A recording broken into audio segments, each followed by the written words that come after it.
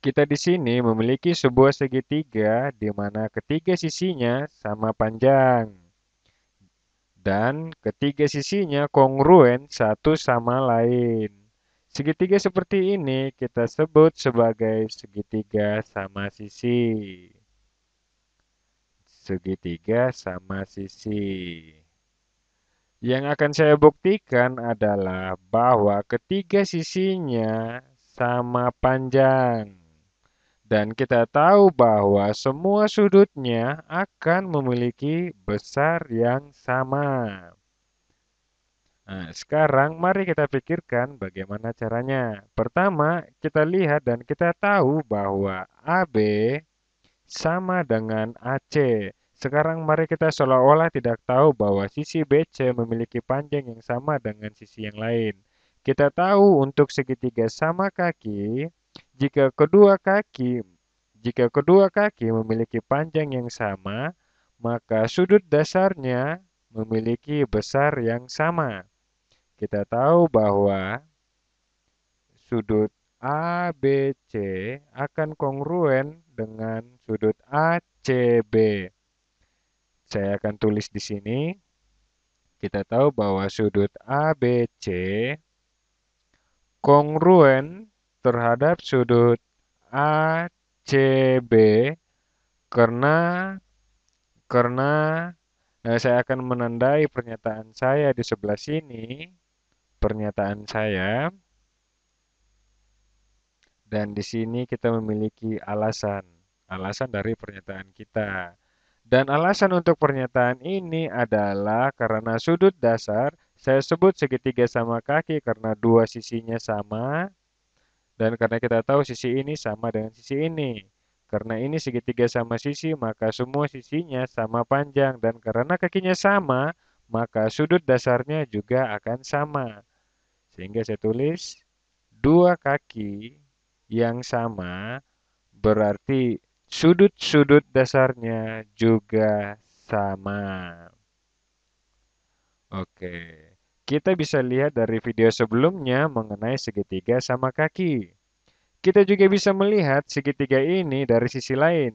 Kita juga bisa katakan mungkin sudut di sini adalah titik puncaknya dan mungkin kedua sudut ini adalah sudut dasar dari segitiga ini karena pada situasi ini sisi ini dan sisi ini sama panjang sehingga sudut ini dan sudut ini merupakan sudut dasarnya. Sehingga kita bisa tulis sudut CAB akan jadi kongruen, jadi sudut CAB akan kongruen dengan sudut ABC, dengan sudut ABC. ABC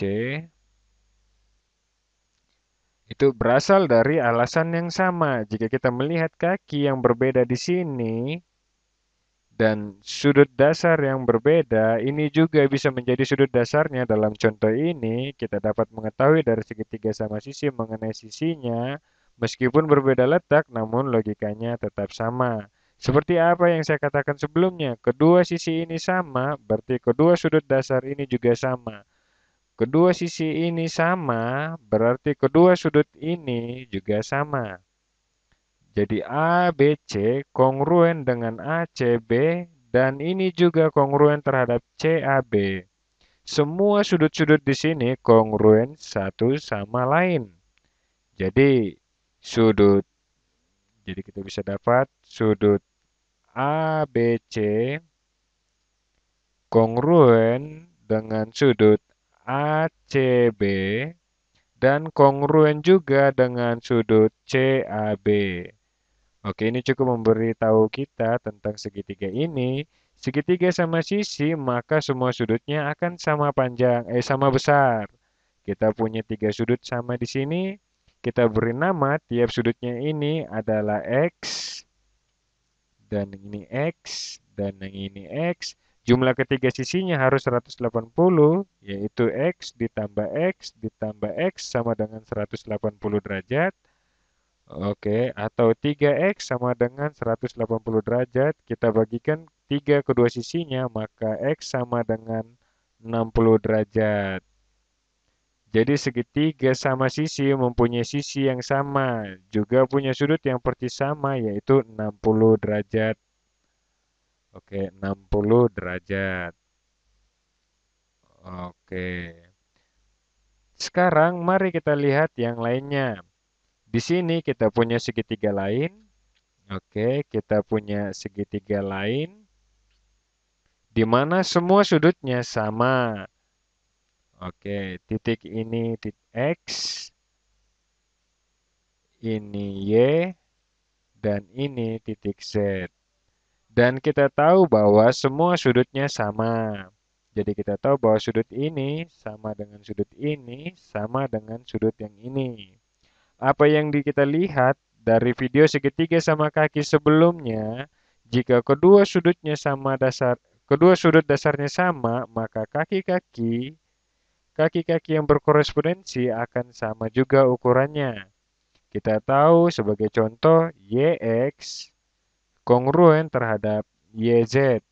Kita tahu bahwa YX kongruen terhadap YZ. YZ. Kita tahu itu karena sudut dasar mereka kongruen. Sudut dasar mereka kongruen. Oke, sudut dasar mereka kongruen. Oke, sekarang kita juga tahu bahwa YZ juga kongruen dengan XZ. Oke, jadi kita tahu bahwa YZ juga kongruen terhadap XZ. Oke, berdasarkan alasan yang sama, memiliki sudut dasar yang berbeda, dan sekali lagi ini kita dapat lakukan pada segitiga sama kaki. Jika ini adalah titik puncaknya, maka ini adalah sudut dasarnya.